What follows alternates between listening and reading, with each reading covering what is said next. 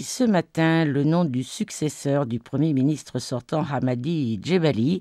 Il s'agit de l'actuel ministre de l'Intérieur Ali Larayed, issu des rangs du parti au pouvoir Ennahda. Le choix de M. Larayed a été approuvé par le président Monsef Marzouki. Il a maintenant 2 semaines pour former un gouvernement. À 57 ans, il est présenté comme un homme de dialogue appartenant au courant modéré de son parti Ennahda.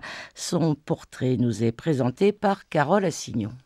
Considéré comme l'une des figures clés du mouvement islamiste depuis sa création, Ali Larayed est un militant des premières heures. Prisonnier torturé sous le régime tunisien déchu de Ben Ali, il est désormais appelé à former et à diriger le futur gouvernement tunisien. Selon Riyad Sidaoui, directeur du Centre arabe de recherche et d'analyse politique et sociale à Genève, le choix d'Ali Larayed est justifié au vu de son parcours. On le considère plus technocrate, plus compétent que la plupart des ministres d'Ennahda au sein du gouvernement. Il vient du Sud, fait ses études en sciences exactes. Il a longtemps milité à l'époque de Ben Ali. Je pense que c'est le meilleur pour le moment chez les islamistes d'Ennahda. Pourquoi ? Parce que les autres sont plus radicaux, ils sont moins compétents au plan même administratif. Or, lui, quand même, il a réussi à établir du dialogue avec l'opposition. Omar Mestiri, directeur de Radio Kalima à Tunis et militant des droits de l'homme, estime également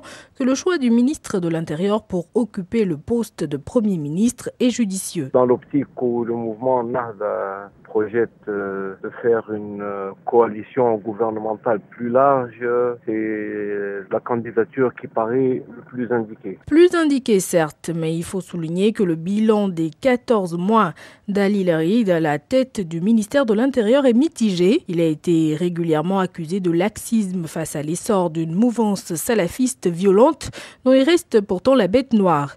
Il a également été très critiqué pour n'avoir déployé qu'un dispositif de sécurité minimale autour de l'ambassade des États-Unis le 14 septembre 2012, alors que les islamistes radicaux appelaient à manifester devant le bâtiment. En tant que nouveau chef du gouvernement, Ali Larayed aura à gérer la crise actuelle qui secoue la Tunisie depuis l'assassinat de l'opposant Chokri Belaïd, ainsi que la délicate question des élections que la Tunisie tarde à organiser.